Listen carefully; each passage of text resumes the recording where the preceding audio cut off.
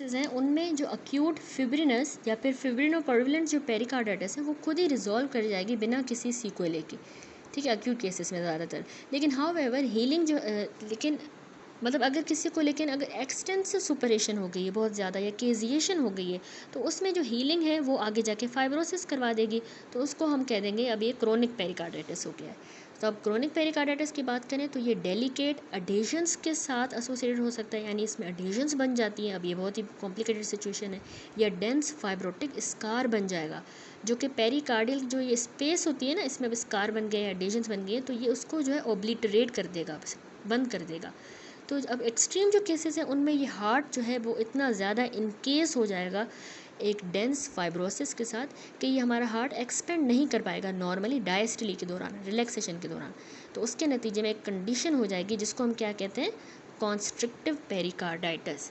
ठीक है, आप समझ आ गया कि ये कॉन्स्ट्रिक्टिव पेरिकार्डाइटिस कैसे होता है और क्यों होता है। ठीक है, अब आ जाते हैं क्लिनिकल फीचर्स पे। तो पेरिकार्डाइटिस क्लिनिकली जो है ना, क्लासिकली ये मैनिफेस्ट करता है एटिपिकल पेशेंट को चेस्ट पेन होता है जो कि एक्सर्शन से रिलेटेड नहीं है, और ये रिकम्बेंसी में बहुत ज़्यादा वर्स हो जाएगा। जब पेशेंट रिकम्बेंट पोजीशन में होगा तो उसमें इस तरह का चेस्ट पेन बहुत ज़्यादा हो जाएगा और एक्सर्शन के साथ ये रिलेटेड नहीं होता। ये इसका आपने याद रखना है क्लिनिकल फीचर।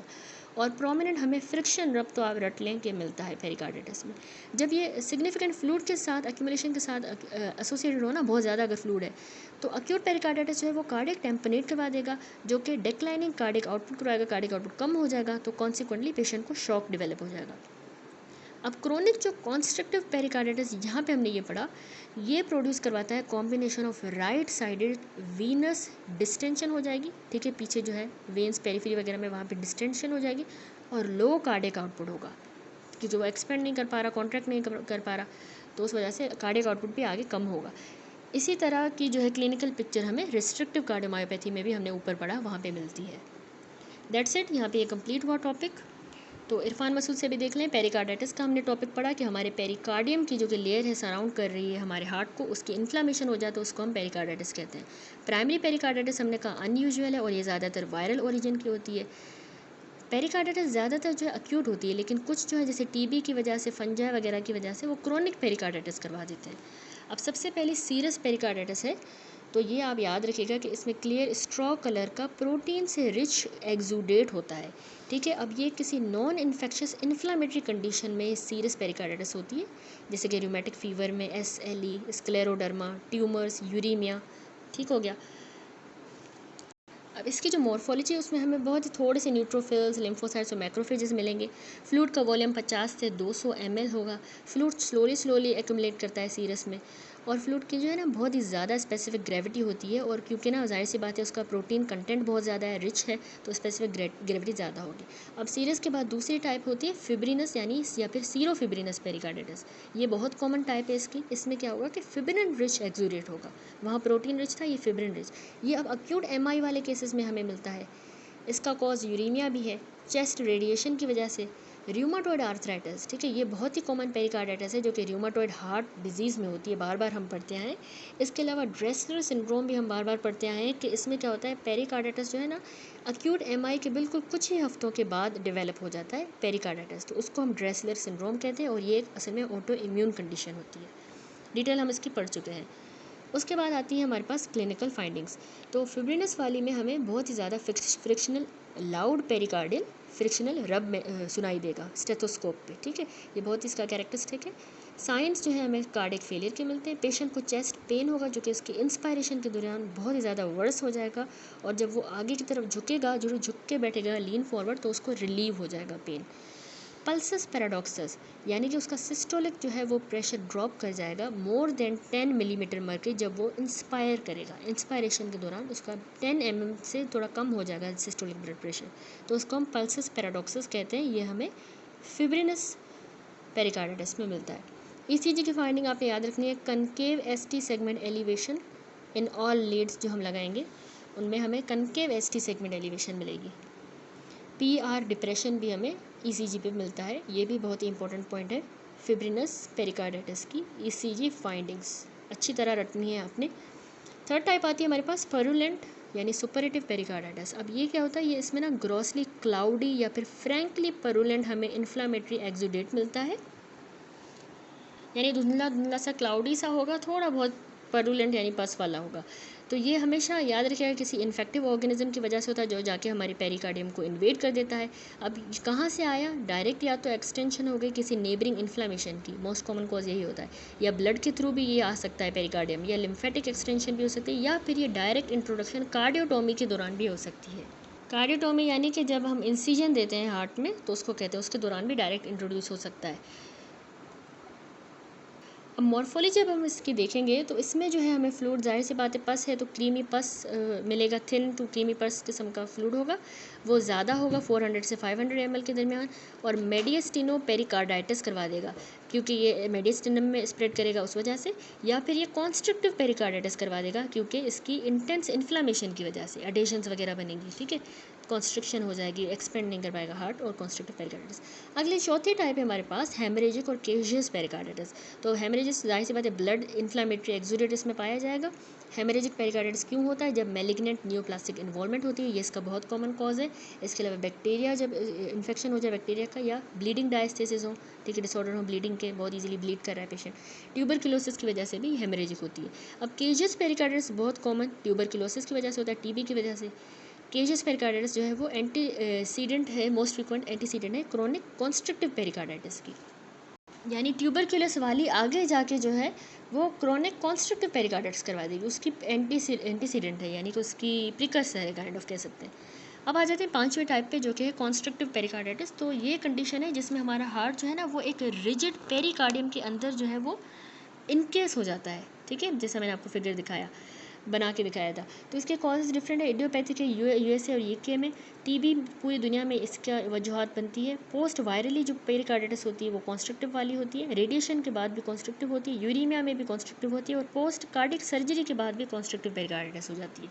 अब इसमें जो क्लिनिकल प्रेजेंटेशन होती है उसमें पेशेंट को आपने याद रखना है कि उसको राइट साइड का हार्ट फेलियर ज़्यादा होगा बनस्बत लेफ्ट साइड के हार्ट फेलियर के। ये बहुत इंपॉर्टेंट पॉइंट है कि कॉन्स्ट्रक्टिव पेरिकार्डाइटिस में कौन सा हार्ट फेलियर ज़्यादा होता है। अब जेवीपी जो है ना पेशेंट्स की बढ़ जाएगी क्योंकि उसके कॉन्स्ट्रिक्शन हो गई ना, पेशेंट जो है पीछे हमने पढ़ा बेसिक में कि उसका वीनस प्रेशर ज़्यादा हो जाएगा, ठीक है, तो वाई डिसेंट जो है वो बहुत प्रोमिनेंट हो जाएगा, वाई जो वेव होती है वो जगुलर वीनस प्रेशर भी ज़्यादा हो जाएगा। अब इसमें जो है ना कुसमोल साइन आपने याद रखना है कि जेवीपी जो है ना वो पैराडॉक्सिकली इंक्रीज़ हो जाएगी, राइज करेगी जैसे ही पेशेंट जो है इंस्पायरेशन करेगा, तो इसको हम कुसमोल साइन कहते हैं। इसके अलावा हमें इसमें हेपेटोमेगैली मिलती है, पेशेंट को एसआईटीज़ हो जाता है कॉन्स्ट्रक्टिव पेरिकार्डाइटिस में, और पेरिफेरल एडीमा हो जाता है क्योंकि जाहिर सी बात है उसकी सारी वीनस जो है रिटेंशन हो रही है, पीछे वीनस ब्लड आगे नहीं जा रहा क्योंकि हार्ट आगे पंप भी नहीं कर पा रहा, कॉन्स्ट्रिक्शन हो गई है, पेरिकार्डाइटिस हो गई। इसके अलावा डायस्टोलिक पेरिकार्डियल नॉक, ये असल में एक हाई पिच की साउंड होती है जो कि जब वेंट्रिकल सही तरीके से फिल नहीं कर पाते ना उस वजह से जो है ना बीट्स के दरमियान हमें सुनाई देती है हाई पिच की ये साउंड, इसको हम कहते हैं डायस्टोलिक पेरिकार्डियल नॉक। तो इसका मतलब होता है कि यानी कि वेंट्रिकल्स में कोई मसला स्टिफ हो गए हैं या फिल नहीं कर पा रहे, ठीक है, जाहिर सी बात है इसी तरह की प्रेजेंटेशन यहाँ पे हो रही है कॉन्स्ट्रक्टिव पेरिकार्डाइटिस में। चेस्ट एक्सरे में हमने याद रखिएगा कि छोटा सा हार्ट हो जाएगा क्योंकि बहुत ज़्यादा कोई यहाँ पे एडेशन कॉन्स्ट्रिक्शन वगैरह हो गई हैं उस वजह से, और हमें पेरिकार्डियल जो है कैल्सिफिकेशंस भी मिलती हैं चेस्ट एक्सरे में, ठीक है, कॉन्स्ट्रक्टिव पेरिकार्डाइटिस में। मैनेज आप कैसे करेंगे, इसको अंडरलाइन कॉज को ट्रीट करेंगे या इसके अलावा सर्जिकली इसको एक्सरसाइज कर देंगे आप, दैट्स इट। अब चलते हैं इस चैप्टर के लास्ट टॉपिक पे जो कि है हमारे पास कार्डिक ट्यूमर्स, ठीक है। तो ये लास्ट टॉपिक है इस चैप्टर का, वैसे सेकंड लास्ट है, उसके बाद कार्डिक ट्रांसप्लांट लास्ट टॉपिक है। इसमें कार्डिक ट्यूमर्स में हम प्राइमरी न्यूप्लाज्म्स पढ़ेंगे, उसके बाद हम कार्डिक इफेक्ट्स देखेंगे नॉन कार्डिक न्यूप्लाज्म्स के। तो सबसे पहले कार्डिक ट्यूमर्स की डिटेल देखें तो प्राइमरी न्यूप्लाज्म्स हैं सबसे पहले। प्राइमरी जो कार्डिक ट्यूमर्स हैं ये इतने कॉमन नहीं है, यानी अनकॉमन है, मोर ओवर मोस्ट ऑल्सो जो है ये फॉर्चुनेटली बिनाइन ही होते हैं, ये अच्छी बात है। अब 5 जो बहुत ही कॉमन है उनमें कोई भी मैलिग्नेंट पोटेंशियल नहीं होता, और ये तकरीबन 80 से 90% of all primary heart tumour यही होते हैं जो 5 कॉमन है इनमें। अब डिसेंडिंग ऑर्डर ऑफ फ्रीक्वेंसी से अगर हम देखें, यानी पे सबसे ज़्यादा पहले कौन सा कॉमन है, एक होता है मिक्सोमास, देन फाइब्रोमास कॉमन है, लाइपोमास, पेपिलरी फाइब्रोइलास्टोमास एंड रेब्डोमायोमास। एंजियोसार्कोमास जो है ना ये बहुत ही कॉमन प्राइमरी मैलिग्नेंट ट्यूमर होता है, मैलिग्नेंट हमारे हार्ट का एंजियोसार्कोमा। जो ओनली जो सिर्फ जो मिक्सोमास है ना ये वाले, और रेब्डोमायोमास, ये ज़्यादा अटेंशन मेरिट करते हैं, तो इनको हम ज़्यादा डिस्कस करेंगे। तो सबसे पहले है हमारे पास मिक्सोमा, ये बहुत ही कॉमन प्राइमरी ट्यूमर है हमारे एडल्ट हार्ट का, ठीक है। 11.30 में इसका फिगर भी बना हुआ है। देखिए यहाँ पे एट्रियल मिक्सोमा दिखाया गया है। ये देखिए इसमें लार्ज एक पेडंकुलेटेड लेजन है जो कि अराइज कर रही है from the region of fossa ovalis से, वहाँ से अराइज कर रही है और एक्सटेंड कर रही है माइट्रल वाल्व की ओरिफाइस तक ही एक्सटेंड कर रही है, ठीक है। उसके अलावा अगर हम इसमें बी फिगर में देखें तो यहाँ पे हमें बहुत ज़्यादा abundant amorphous extra cellular matrix दिखाया गया है, जिसमें बहुत ज़्यादा स्कैटर्ड जो है मल्टी न्यूक्लिएट मिक्सोमा सेल्स नज़र आ रहे हैं, ठीक है। एरोहेड, ये हैं वो मिक्सोमा सेल्स, ठीक है, ये ग्रुप्स की फॉर्म्स में। और इसके अलावा हमें इंक्लूडिंग हमें एबनॉर्मल वास्कुलर फॉर्मेशंस भी नज़र आ रही हैं, ठीक है, वेसल्स फॉर्मेशन जो ये एरो शो कर रहा है। तो अब कह रहे हैं कि तकरीबन 90% जो है ना ये एट्रियल होते हैं मिक्सोमास, जबकि जो लेफ़्ट एट्रियम जो है तकरीबन 80% वहाँ पे होते हैं। 90% तो एट्रियल होते हैं, लेकिन 80% लेफ़्ट एट्रियम में होते हैं। अगले रेब्डोमायोमास हमने कहा बहुत ही फ्रीक्वेंट प्राइमरी ट्यूमर है हार्ट का, जो कि इन्फेंट्स में और बच्चों में होता है। ये फ्रीक्वेंटली जो है ना कवर करते हैं ओइंग टू द वाल्वुलर और आउटफ्लो ऑब्स्ट्रक्शन, डिस्कवर हुए हैं ये, ठीक है। डिस्कवर कैसे हुए? क्योंकि इन्होंने वाल्वुलर या फिर आउटफ्लो ऑब्स्ट्रक्शन करवा दी थी। तो कार्डियक जो रेब्डोमायोमास है ये हाई फ्रीक्वेंसी में उन पेशेंट्स में होते हैं जिनको ट्यूबरस स्क्लेरोसिस हो जाए, जब म्यूटेशंस आ जाती है TSC1 या TSC2 ट्यूमर सप्रेसर जीन में, जब म्यूटेशन आ जाए, तो इस तरह के जो ट्यूबर स्क्लेरोसिस वाले जो पेशेंट होते हैं उनमें ये होती है रेब्डोमायोमास होते हैं। तो TSC1 का जो लॉस है और TSC2 की एक्टिविटी का, वो मायोसाइट की ओवर ग्रोथ करवा देगा, बहुत ज़्यादा उसकी ग्रोथ हो जाएगी। तो क्योंकि ये ऑफन रिग्रेस कर जाते हैं स्पॉन्टेनियसली खुद ही अननोन रीजंस की वजह से, तो रेब्डोमायोमास ना कभी कभार जो है हमार्टोमास की तरह भी कंसीडर होते हैं, बहुत important point, rather than the true neoplasm. अब in keeping with this, not all cardiac rhabdomyomas that occur in the patient with the tuberous sclerosis are clonal। ज़रूरी नहीं है कि सारे जो है इस तरह के पेशेंट्स में क्लोनल हो। तो कह रहा है मॉर्फोलॉजी में कि मिक्सोमास जो है ना ये ऑलमोस्ट हमेशा एक ही होता है, जो कि क्लासिकली फोसा ओवेलिस, यानी फोसा ओवेलिस हमें पता है एट्रियल सेप्टम का जो रीजन होता है उसको हम फोसा ओवेलिस कहते हैं, वहाँ से ये मिक्सोमा अराइज करता है। तो ये जो छोटा भी हो सकता है 1 सेंटीमीटर से भी कम डायमीटर का, या बड़ा भी हो सकता है 10 सेंटीमीटर तक, सिसाइल भी हो सकता है या पेडंकुलेटेड। तो 11.30A में हमने इसकी फिगर भी देखी कि ये कैसा दिखता है। अब मोस्ट ऑफन ये मैनिफेस्ट करेगा एक नरम सा ट्रांसलूसेंट विलस लेजन होती है, जिसमें एक जेलेटिन की तरह की जेलेटिनस अपीयरेंस है। अब इसकी जो पेडंकुलेटेड फॉर्म्स होती हैं ना ये सफिशिएंटली मोबाइल होती हैं कि ये स्विंग कर रही होंगी हमारे माइट्रल या ट्राइकस्पिड वाल्व के ऊपर, क्योंकि लटक रही होंगी तो वो स्विंग कर रही होंगी माइट्रल या ट्राइकस्पिड वाल्व के ऊपर। कब? सिस्टली के दौरान, जब वो रिलैक्स कर रहा होता है वेंट्रिकल, जब कॉन्ट्रैक्ट करेगा सिस्टली के दौरान, ठीक है। तो इंटरमिटेंट क्या करवा देगा? ऑब्स्ट्रक्शन करवा देगा या एग्जर्ट करेगा एक रैकिंग बॉल इफेक्ट, जो कि हमारे वाल्व की जो लीफलेट्स हैं उनको डैमेज कर देगा, क्योंकि उन पर प्रेशर पड़ा हुआ ऐसे लटक रहा है और उस पर प्रेशर दे रहा है, या ये रैकिंग बॉल इफेक्ट करवा देगा, वाल्व की लीफलेट्स को डैमेज कर देगा, या फिर ये माइट्रल और ट्राइकस्पिड वाल्व को जो है इन पे ऑब्स्ट्रक्शन भी करवा सकता है, इंटरमिटेंट ऑब्स्ट्रक्शन। अब हिस्टोलॉजिकली ये मिक्सोमास जो है बने किस चीज़ के होते हैं? Stellate frequently multi nucleate मिक्सोमा sales के, टिपिकली जिनमें हाइपर क्रोमेटिक न्यूक्लियाई होता है। इसके साथ साथ ये एडमिक्स्ड होंगे सेल्स के साथ जिनमें हमें एंडोथीलियल, स्मूथ मसल और या फिर फाइब्रोब्लास्टिक डिफरेंशिएशन मिलती है। इस तरह के सेल्स भी उसमें मिक्स्ड होंगे मिक्सोमास में। अब सारे जो इस तरह के सेल्स होते हैं ना ये अराइज करते हैं from the differentiation of multipotential mesenchymal tumour cells, इनमें से ये अराइज करेंगे। अब सेल्स जो है ये बहुत ही ज़्यादा एबंडेंट एसिड म्यूकोपॉलीसेकेराइड के अंदर एम्बेडेड होंगे, ठीक है। Abundant acid mucopolysaccharide ground substance के अंदर, जो कि हमने यहाँ पे फिगर में भी देखा, ग्राउंड सब्सटेंस में ये एम्बेडेड है। तो अब कह रहा है कि हेमरेज और पुअरली ऑर्गेनाइजिंग थ्रोम्बस, मोनोन्यूक्लियर जो इन्फ्लामेशन है ये भी यूजुअली हमें इसमें मिलती है। रेब्डोमायोमास की अब अगर बात करें मॉर्फोलॉजिकली तो ये हमें ग्रे वाइट कलर के मासेस नज़र आते हैं, जो कि सेवरल सेंटीमीटर होंगे डायमीटर में, याद रखिएगा ग्रे वाइट होंगे, प्रोट्रूड कर रहे होंगे वेंट्रिकल के चैम्बर के अंदर, ठीक है, ये वेंट्रिकल है, उसके चैम्बर में ये प्रोट्रूड कर रहे होंगे। अब हिस्टोलॉजिकल एग्जामिनेशन में ये हमें मिक्स्ड पॉपुलेशन ऑफ सेल्स दिखाएगा। ज़्यादातर कैरेक्टरिस्टिक में आपने याद रखना है, एक लार्ज राउंडेड या पोलीगोनल सेल्स होंगे जिनमें बहुत ज़्यादा ग्लाइकोजन लेडन वैक्यूल्स होंगे उनके सेल्स में, और ये स्ट्रैंड ऑफ साइटोप्लाज्म के साथ सेपरेट हुए होंगे वो वैक्यूल्स, जो कि प्लाज्मा रन कर रहा होगा from the plasma membrane to the centrally located nucleus. तो इसको हम स्पाइडर सेल्स कहते हैं। ठीक है, ये देखें ना, ये स्पाइडर सेल्स दिखाए गए इस तरह के दिखेंगे। इसमें बहुत ज़्यादा ये बड़े बड़े से ग्लाइकोजन लेडन वैक्यूल्स हैं जो कि साइटोप्लाज्म के इन स्ट्रैंड्स के साथ सेपरेट हुए हुए हैं, जो कि रन कर रही हैं ये स्ट्रैंड प्लाज्मा मेम्ब्रेन से लेके बीच वाले इस न्यूक्लियस तक।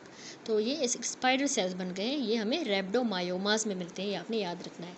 तो अब आ जाते हैं क्लिनिकल फीचर्स पे। तो जो मेजर क्लिनिकल फीचर्स होती हैं मैनिफेस्टेशन मिक्सोमास की, वो असल में उनके वाल्वुलर जो वाल्व ऑब्स्ट्रक्शन करवा रहे थे ना, जो हमने अभी बात की, तो उसकी वजह से फ़ीचर्स मिलते हैं हमें, इम्पोलाइजेशन की वजह से, या फिर जब सिंड्रोम हो कॉन्स्टिट्यूशनल साइंस एंड सिम्टम्स का, जिसमें हमें फ़ीवर मिलता है और पेशेंट को मलेज होता है। अब ये जो सिंड्रोम है ना, ये होता है by the elaboration of cytokine interleukin 6 की वजह से। ये कहाँ से आ रहा है? ये ट्यूमर सेल्स से रिलीज़ हो रहा है, जो कि एक मेजर मेडिएटर है अक्यूट फेज़ रिस्पॉन्स का। इकोकार्डियोग्राफी पे जो डायग्नोस्टिक मोडेलिटी ऑफ चॉइस है इसकी, जो इकोकार्डियोग्राफी, और हम सर्जिकल रीसेक्शन कर देते हैं, ऑलमोस्ट यूनिफॉर्मली क्यूरेटिव होती है ये, इसको बस रीसेक्ट कर देंगे सर्जिकली। अब आ जाते हैं cardiac effects of non cardiac neoplasm, यानी कौन से नॉन कार्डियक न्यूप्लाज्म कौन से कार्डियक इफेक्ट करवा देंगे। तो with enhanced patient survival due to the diagnostic and therapeutic advances, significant cardiovascular effect of non-cardiac neoplasms and their therapy are increasingly encountered। अब ये जो टेबल है 11.6, यहाँ पे कार्डियोवास्कुलर इफेक्ट दिखाए गए हैं नॉन कार्डियक न्यूप्लाज्म के। एक तो डायरेक्ट कॉन्सिक्वेंस होता है ट्यूमर का, दूसरा इनडायरेक्ट कॉन्सिक्वेंस होता है उसका, यानी कॉम्प्लिकेशन जो कि उसके सर्कुलेटिंग मेडिएटर्स की वजह से हो रही है, और इसके अलावा ट्यूमर थेरेपी की वजह से कुछ इफेक्ट्स होते हैं। तो डायरेक्टली ट्यूमर कौन से कॉन्सिक्वेंसेस कराता है? एक तो ये पेरिकार्डियल और मायोकार्डियल मेटास्टेसिस करवा देगा, लार्ज वेसल को या तो ये ट्यूमर ऑब्स्ट्रक्ट करवा देगा, या ये कार्डियोवास्कुलर का ट्यूमर पल्मोनरी ट्यूमर इम्बोला करवा देगा। अब इनडायरेक्टली यानी इसके मेडिएटर्स की वजह से क्या हो सकता है? Non bacterial thrombotic endocarditis, carcinoid heart disease हो सकती है, फियोक्रोमोसाइटोमा एसोसिएटेड जो हार्ट डिजीज़ हो सकती है, या माइलोमा एसोसिएटेड अमाइलोइडोसिस हो सकता है। इसके अलावा ट्यूमर की थेरेपी अगर हम करें तो उसकी वजह से या तो कीमोथेरेपी की इफ़ेक्ट्स आ सकते हैं या रेडिएशन थेरेपी के। तो अब डिटेल देखें इसकी, तो कह रहा है कि जो पैथोलॉजिक कॉन्सिक्वेंस होते हैं ना, उसमें डायरेक्ट ट्यूमर मेटास्टेसिस या इन्फिल्ट्रेशन है, सर्कुलेटिंग मेडिएटर्स के इफेक्ट्स और थेरेपेटिक कॉम्प्लिकेशन के। तो मोस्ट फ्रीक्वेंट मेटास्टेटिक ट्यूमर है हमारे हार्ट को इन्वॉल्व करता है, वो आपने याद रखने हैं, लंग के और ब्रेस्ट के जो कार्सिनोमास हैं वो हमारे हार्ट में जाते हैं मेटास्टेसाइज करके। इसके अलावा मेलानोमास, ल्यूकीमियास, लिम्फोमास। अब मेटास्टेसिस हमारे हार्ट में और पेरिकार्डियम में रेट्रोग्रेड लिम्फेटिक एक्सटेंशन के थ्रू भी जा सकता है, जैसे कार्सिनोमास जाते हैं, या हेमाटोजेनस सीडिंग के थ्रू भी जा सकते हैं, जो कि मेनली ट्यूमर्स जाते हैं बहुत से, या ये डायरेक्ट कंटीजियस एक्सटेंशन भी हो सकती है, primary carcinoma of the lung की, ब्रेस्ट की या ईसोफेगस की एक्सटेंशन हो सकती है, या फिर वीनस एक्सटेंशन भी हो सकती है जो कि किडनी की या लिवर के ट्यूमर्स की होती है। तो ये आपने डिफरेंट जो है कॉजेज़ याद रखने हैं। अब जो क्लिनिकल सिम्टम है वो ज़्यादातर एसोसिएटेड होते हैं पेरिकार्डियल स्प्रेड के साथ, जो कि सिम्टमेटिक पेरिकार्डियल इफ्यूजन करवा देगा या फिर मास इफेक्ट करवाएगा, जो कि सफिशिएंट होता है to restrict the cardiac filling. जाहिर सी बात है इफ्यूजन में फिलिंग नहीं हो पाती, रिस्ट्रिक्शन हो जाती है। अब ब्रोंकोजेनिक जो कार्सिनोमा है या फिर मेलिग्नेंट जो लिम्फोमा है, ब्रोंकोजेनिक कार्सिनोमा या मेलिग्नेंट लिम्फोमा याद रखिएगा, ये हमारे मेडियस्टिनम को इन्फिल्ट्रेट कर सकते हैं एक्सटेंसिवली और इनकेसमेंट करवा देंगे, कंप्रेशन करवा देंगे या इन्वेजन करवा देंगे हमारे सुपीरियर वीना कैवा की, और ऑब्स्ट्रक्ट कर देंगे blood flow from the head और हमारी अपर एक्सट्रीमिटीज़ से, यानी सुपीरियर वीना कैवा सिंड्रोम करवा सकते हैं। Bronchogenic carcinoma and malignant lymphoma, ठीक है, याद कर लें। अब रीनल सेल कार्सिनोमा ऑफर हमारी रीनल वेन को जो है इन्वेड कर देगा और ये ग्रो कर सकता है कंटिन्यूस कॉलम ऑफ ट्यूमर की तरह, एक कॉलम ट्यूमर का ग्रो करता जाएगा up to the inferior vena cava तक and into the right atrium तक चला जाएगा और ब्लॉक कर देगा वीनस रिटर्न हमारे हार्ट तक। अब जो नॉन कार्डियक ट्यूमर्स है ना, ये हमारे कार्डियक फंक्शंस को भी अफेक्ट कर सकते हैं इनडायरेक्टली। कभी कभार ये सर्कुलेटिंग अपने ट्यूमर डिराइव्ड सब्सटेंसेस की मदद से भी करते हैं। अब जो कॉन्सिक्वेंसेस हैं उनमें एक तो ये नॉन बैक्टीरियल हमने कहा थ्रोम्बोटिक एंडोकार्डाइटिस करवा देंगे, या यह कार्सिनोइड हार्ट डिजीज़ करवा सकते हैं, pheochromocytoma associated myocardial damage and myeloma associated AL type amyloidosis. Chemotherapy से भी कॉम्प्लिकेशन हमने डिस्कस की हैं पहले इस चैप्टर में। रेडिएशन जो है हम ब्रेस्ट, लंग या फिर मेडियास्टिनल जो लियोप्लाज्म है उनके लिए ट्रीट करने के लिए यूज़ करते हैं, तो ये पेरिकार्डाइटिस करवा सकती है, पेरिकार्डल इफ्यूजन करवा सकती है, या मायोकार्डियल फाइब्रोसिस करवा सकती है हमारे मायोकार्डियम की, और क्रोनिक पेरिकार्डियल डिसऑर्डर्स करवा सकती है। तो बाकी जो कार्डियक इफेक्ट्स हैं रेडिएशन थेरेपी के, उनमें है कि एसेलरेटेड कोरोनरी आर्टरी डिजीज़ हो जाती है, CAD जो है वो जल्दी जल्दी हो जाएगी, और म्यूरल और वाल्व्यूलर एंडोकार्डियल फाइब्रोसिस हो जाना, ये सारा ये खतरनाक रेडिएशंस करवाती हैं। ठीक है, लास्ट है उसके बाद कार्सिनोइड हार्ट डिजीज़, और ये इंपॉर्टेंट है। कार्सिनोइड सिंड्रोम जो है ना, ये रिजल्ट करता है बायो एक्टिव कंपाउंड्स की वजह से, जैसे कि सेरोटोनिन, जो कि कार्सिनोइड जो ट्यूमर्स है ना उनमें से रिलीज़ हो रहा होता है। सिस्टेमिक मैनिफेस्टेशन में पेशेंट को फ्लशिंग होती है, डायरिया होना, डर्माटाइटिस होता है और ब्रोंको कॉन्स्ट्रिक्शन होती है। तो कार्सिनोइड जो हार्ट डिजीज़ है ये रेफ़र करता है कार्डियक मैनिफेस्टेशन जो कि बायो एक्टिव कंपाउंड्स की वजह से होती है, और ये तकरीबन 1/2 ऑफ द पेशेंट में होती है जिनको सिस्टेमिक सिंड्रोम डेवलप हो जाता है। अब कार्डियक जो लेशंस है ना, ये टिपिकली नहीं होंगी जब तक जो है मैसिव हेपेटिक मेटास्टेटिक बर्डन नहीं हो जाता, तब तक, सिंस कि लिवर जो है ये नॉर्मली इनएक्टिवेट कर रहा होता है हमारे सर्कुलेटिंग मेडिएटर्स को, ठीक है, बिफोर कि वो हमारे हार्ट तक पहुँचे। तो इसलिए जब तक लिवर अफेक्ट नहीं होगा तब तक नहीं होगी कार्डियक मैनिफेस्टेशन। तो क्लासिकली जो है एंडोकार्डियम और हमारे वाल्व्स जो हैं राइट हार्ट के, ये प्राइमरीली अफेक्ट होते हैं, सिंस कि ये पहले कार्डियक टिश्यूज़ हैं जो कि बात हो जाते हैं, यानी नह जाते हैं हमारे मेडिएटर्स से, ट्यूमर के मेडिएटर्स से, जो कि GIT कार्सिनोइड ट्यूमर से रिलीज़ हो रहे हैं मेडिएटर्स। तो सबसे पहले ये टिश्यूज़ अफेक्ट होंगे, राइट हार्ट, एंडोकार्डियम और वाल्व्स राइट हार्ट के। तो जो लेफ्ट साइड है ना हार्ट की, ये अफोर्ड करती है सम मेजर ऑफ प्रोटेक्शन, क्योंकि जो है हमारी पल्मिनरी वास्कुलर बेड जो है वो इन मेडिएटर्स को क्या कर रहा होता है, डिग्रेड करता है। हाउएवर लेफ्ट साइडेड जो हार्ट कार्सिनोइड लेशंस हैं ये अकर हो सकती हैं in the setting of atrial या वेंट्रिकुलर जो सेप्टल डिफेक्ट्स होते हैं जिन लोगों को, उनमें हो सकती हैं, या फिर जिनको राइट टू लेफ्ट फ्लो हो रहा होता है, शंट जिसको कहते हैं, या फिर ये अराइज कर सकती है in association with primary pulmonary carcinoid tumour. तो इस तरह के केसेस में लेफ्ट साइड के हार्ट कार्सिनोइड लेजन्स भी हो सकती हैं।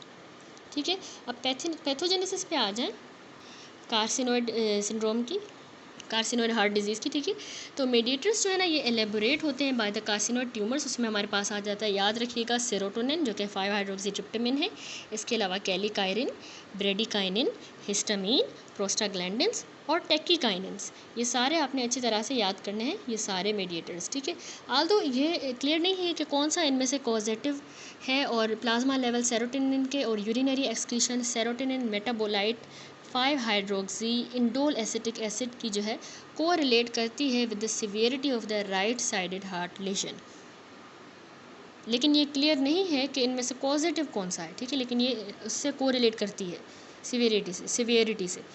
अब जो वाल्वुलर प्लैक्स होते हैं कार्सिनोइड सिंड्रोम में, ये भी सिमिलर होते हैं टू द लेशंस जो कि जब हम फेनफ्लुरामीन देते हैं ना, उसमें जो लेशंस होती हैं उसी तरह की सिमिलर लेशंस हमें इसमें valvular प्लैक्स in the carcinoid syndrome में मिलती हैं, जो कि एक एपेटाइट सप्रेसेंट है, फेनफ्लुरामीन या एर्गोट अल्कलॉइड माइग्रेन हेडेक्स के लिए देते हैं। तो ऑफ इंटरेस्ट इस तरह के एजेंट्स जो है ना, ये सिस्टेमिक सेरोटोनिन मेटाबॉलिज्म को अफेक्ट करते हैं, या फिर ये बाइंड कर जाते हैं डायरेक्टली हाइड्रोक्सीट्रिप्टामिन रिसेप्टर्स के साथ जो कि हमारे हार्ट के वाल्व्स पर मौजूद हैं। अब आ जाते हैं मॉर्फोलॉजी पे। तो जो कार्डियोवास्कुलर लेजन कार्सिनोइड सिंड्रोम के साथ एसोसिएटेड हैं, ये डिस्टिंक्टिव हैं। इसमें हमें ग्लिस्टनिंग वाइट इंटिमा में, ठीक है, इंटिमल प्लैक लाइक थिकनिंग मिल जाती है एंडोकार्डियल सर्फेसिस की ऑफ द कार्डियक चैम्बर्स और वाल्व के लीफलेट्स की भी। ठीक है, एंडोकार्डियल चैम्बर्स की भी और वाल्व लीफलेट की भी ग्लिस्टनिंग वाइट इंटिमल प्लैक लाइक थिकनिंग हो जाएगी। तो इस फिगर में भी यहाँ पे शोन है कार्सिनोइड हार्ट डिजीज दिखाया गया है। देखिए इसमें endocardial fibrotic light grey colour का नज़र आ रहा है हमें। लेशन है जो कि कोट कर रही है राइट वेंट्रिकल को और ट्राइकस्पिड वाल्व को, और ये एक्सटेंड कर रही है कोर्डा टेंडनी तक। ठीक है, अब ये माइक्रोस्कोपिक पिक्चर है जिसमें मोटी हो गई है, थिकन्ड हो गई है एंडोकार्डियम, जिसमें स्मूथ मसल सेल्स हैं और बहुत ही ज़्यादा एसिड म्यूकोपॉलीसेक्राइड, जो ब्लू ग्रीन नज़र आ रहा है हमें इस मोवेट स्टेन, जिसने अंडरलाइंग एंडोकार्डियल टिश्यू को जो है ब्लैक कलर स्टेन किया है। ठीक है, तो इसमें कह रहा है कि लेजन्स जो है ना ये स्मूथ मसल्स की बनी होती हैं इस तरह की, और इनमें बहुत स्पार्स कोलेजन फाइबर थोड़े से होंगे जो कि एसिड म्यूकोपॉलीसेकेराइड में एम्बेडेड होंगे, एसिड म्यूकोपॉलीसेकेराइड रिच मैट्रिक्स में। अब अंडरलाइंग स्ट्रक्चर्स जो है वो हमें इंटेक्ट नज़र आएंगे। राइट साइडेड जो है इन्वॉल्वमेंट अगर होती है तो उसमें जो टिपिकल फाइंडिंग्स हैं वो ट्राइकस्पिड इंसफिशेंसी हो जाना और पल्मोनिक स्टीनोसिस, ये आपने याद रखनी है। जब राइट साइड की इन्वॉल्वमेंट होगी तो कौन सी टिपिकल फाइंडिंग मिलती है हमें? कार्सिनोइड ट्यूमर्स हार्ट डिजीज़ में, ठीक है, carcinoid heart disease. That's it, यहाँ पे ये टॉपिक कंप्लीट हुआ। बस अब इस चैप्टर का ये लास्ट टॉपिक है तो ये भी देख लेते हैं इससे पहले कि हम इरफान मसूद और पैथोमा से ये टॉपिक करें। तो कार्डियक ट्रांसप्लांटेशन की बात हो रही है कि आल्दो परमानेंट हमारा वेंट्रिकुलर जो असिस्ट डिवाइस इम्प्लांटेशन है परमानेंट वाला, ये इंक्रीजिंगली एक ऑप्शन बन गया है for the management of the end stage heart disease को मैनेज करने के लिए, ठीक है। कार्डियक ट्रांसप्लांटेशन जो है ना ये अभी तक रह रहा है treatment of choice for the patient with the intractable heart failure. अब बिना ट्रांसप्लांटेशन के मेडिकली जो managed and stage heart failure है उसमें सिर्फ 50% 1 ईयर मोर्टेलिटी रेट है, और लेस देन जो 10% जो पेशेंट है ना वो 5 साल तक सर्वाइव कर जाते हैं, 10% से भी कम पेशेंट। अब तकरीबन 5000 हार्ट ट्रांसप्लांटेशन के प्रोसीजर परफॉर्म किए जा रहे हैं हर साल पूरी दुनिया में, मोस्टली डायलिटेड कार्डियोमायोपैथी के लिए और इस्केमिक हार्ट डिजीज़ के लिए, ये आपने याद रखना है, ठीक है। अब मेजर जो कॉम्प्लिकेशंस होती हैं कार्डियक ट्रांसप्लांटेशन की वो आपने याद रखना है कि अक्यूट कार्डियक रिजेक्शन हो जाना और एलोग्राफ्ट आर्टीरियोपैथी। इम्यून सप्रेशन जो है वो रिक्वायर्ड होती है एलोग्राफ्ट के सर्वाइवल के लिए कि हम इम्यून सप्रेशन कर दें, और आल्सो इंक्रीज़ करती है risk for the opportunistic infection. जाहिर सी बातें बढ़ जाएंगी, जैसे मैलिग्नेंसीज में हो सकती हैं, abstain Barr virus associated lymphoma हो सकता है। अब रिजेक्शन जो है ना वो कैरेक्टराइज हुआ है कि हमें इंटरस्टिशियल लिम्फोसाइटिक इन्फ्लामेशन मिलती है, इंटरस्टिशियम की मायोसाइट डैमेज हो जाता है, और इसके अलावा रिजेक्शन में ना हमें हिस्टोलॉजिक पैटर्न उसी तरह का मिलता है जिस तरह के वायरल मायोकार्डाइटिस में मिल रहा था। दोनों टी सेल और एंटीबॉडी रिस्पॉन्सेज जो है टू द एलोग्राफ्ट वो इन्वॉल्व होते हैं रिएक्शन में, टी सेल भी और एंटीबॉडी का रिस्पॉन्स। अब एलोग्राफ्ट आर्टीरियोपैथी क्या है? ये single most important long term limitation होती है कार्डियक ट्रांसप्लांटेशन की। ये बहुत ही ज़्यादा मार्क्ड होती है कि इसमें लेट प्रोग्रेसिव डिफ्यूज स्टीनोजिंग होगी, इंटीमल प्रोलिफरेशन हो जाएगी, ठीक है। स्टीनोजिंग किस्म की इंटीमल प्रोलिफरेशन हो जाएगी हमारी कोरोनरी आर्टरीज में, जिसकी वजह से इस्कीमिक इंजरी हो जाएगी, ठीक है, इस्कीमिया हो जाएगा। तो इसको हम कहते हैं एलोग्राफ्ट आर्टीरियोपैथी। अब इन प्रॉब्लम्स के अलावा outlook for the transplant recipients generally good है। 1 साल का इनमें सर्वाइवल रेट होता है 90% केसेस में, और मोर देन 70% केसेस में लोग 5 साल से भी ज़्यादा सर्वाइव कर जाते हैं, 5 साल तक, ठीक है। दैट्स इट, यहाँ पे ये चैप्टर कंप्लीट हुआ।